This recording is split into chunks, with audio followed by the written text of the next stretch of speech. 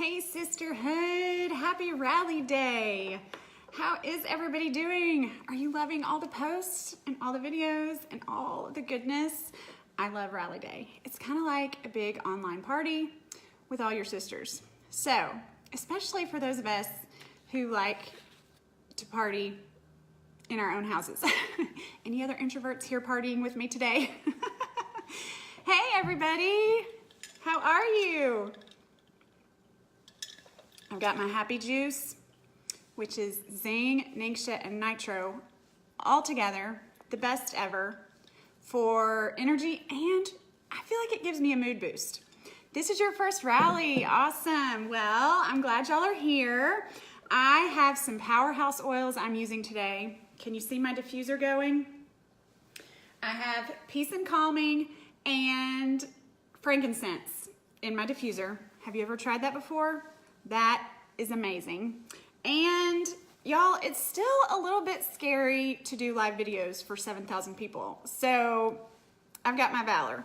I always have my roller top on my Valor, and I just keep putting it on over and over and over again. So if you have Valor, grab your Valor and you can be brave with me. Hey everybody. All right, today I'm gonna talk to you for just a minute about who you want to be in 2019. So I'm gonna try and not read all the comments, but I love that you're here and I love that you're commenting, and thank you for all the hearts and the love. I'm gonna share with you 3 oils and 3 verses for creating a vision for 2019. So first I want you to tell me if you have an oil that motivates you or inspires you. Do you have a word of the year, a verse of the year? I want you to tell me in the comments if you have, and my husband's coming in with groceries. Tell me if you have an oil or a word of the year and an oil that motivates you or inspires you. I'm gonna share 3 of my favorites, and I'm gonna give you a verse to go along with each one of them, okay? So first, I'm gonna tell you one of the things that Edie said at the goal setting workshop that has really stuck with me. I mean, I took pages and pages of notes, but this is one thing that I cannot get out of my head. She said, "You will never create sustainable change in your life until you change your thoughts." All right, did you hear me? This is what Edie said at the goal setting workshop. You will never create sustainable change in your life until you change your thoughts. All right, is anybody else on this journey with me and it's just really hard? Most of y'all know my story of coming off antidepressants and losing 60 pounds and just all the lifestyle changes that I have done. But changing my mindset and learning to change my thoughts has been even harder than losing all that weight and changing all those lifestyle bad habits that I had, right? So, but we are given hope in God's word that change is possible. We are not truly stuck.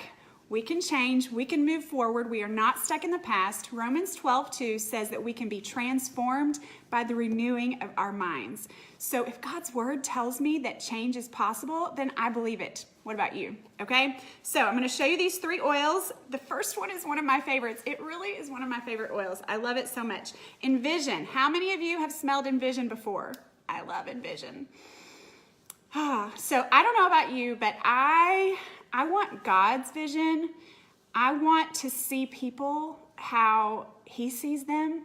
I want to see myself as He sees me. I don't want to dwell on my failures and my mistakes, which is my tendency. I want to see myself and I want to see you as God sees you. So when I use Envision, I will often use it in the morning when I'm reading the Bible or when I'm praying, and I will put a drop in the palms of my hands, and I will take some deep breaths and breathe in Envision, and then I will just ask the Lord to give me His vision for my life, to give me His eyes to see people, to give me His eyes for how He sees me as fearfully and wonderfully made and redeemed and restored and forgiven and loved. So Envision has become a really meaningful oil to me because I use it as a cue or a trigger to help me to pray for God's vision in my life. So the verse for this one I want to give you is Philippians 4:8. Are you seeing yourself as God sees you, or are you seeing your failures and your mistakes? Our thoughts and our words have the power of life and death. So it matters what you think about.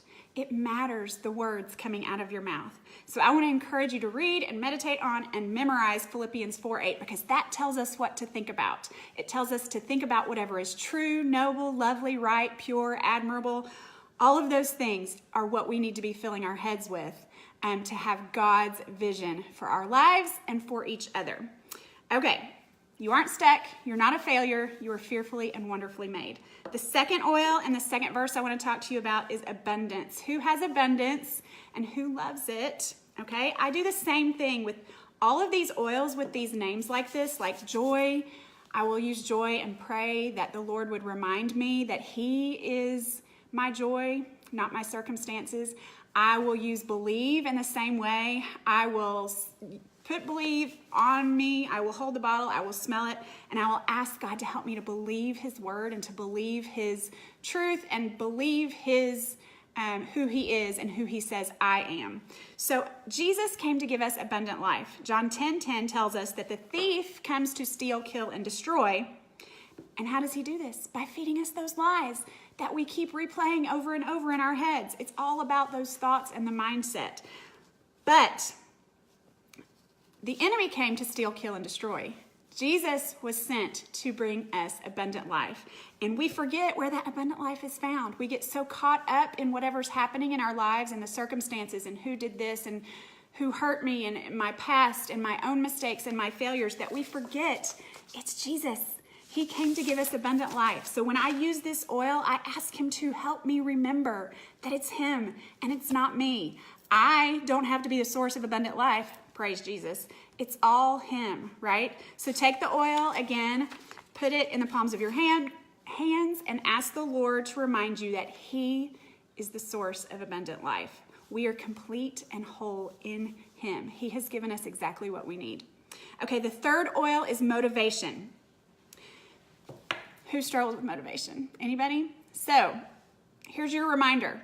To find your motivation, you need to get started. You just need to start. You must run your race and not mine. We have to learn perseverance. And I have found for me that if I wait for the motivation, it may never come. But as I take small steps, small changes, changing how I eat, starting to exercise, drink more water, those seemingly little choices every day, the more you make those good small choices, the more motivated you begin to feel. So don't wait to feel motivated, right? Take those baby steps, and the more changes you begin to make, the better you're going to feel, the more empowered you're going to feel, and the more motivated you're going to feel. You become more motivated as you do the thing. I may never feel like I want to get up and go exercise. I may never feel like I want to get up and do what I know I need to do. But the more I do it, as I start to do it, I become motivated. So when you feel stuck or unmotivated when you're working on your goals in 2019, I want you to find a verse and an oil that inspires you. And I want you to pray with it and through it and about it and memorize it and meditate on it. Read Hebrews 12:2 and remember that we have to lay aside the weights that so easily entangles us. That's what I was talking about earlier. The lies, the mistakes, the failures. Are we dwelling on that and it's holding us back and it's keeping us, tying us down? We've got to throw off those weights and the things that so easily entangle us, and we've got to run with endurance the race marked out for us. I can only run my race. I've got to stop looking at you and your race. I've got to focus on my race. And as I'm running my race with perseverance, fixing my eyes on Jesus, the author and perfecter of my faith, that's when the motivation comes. That's when we have His vision for our lives.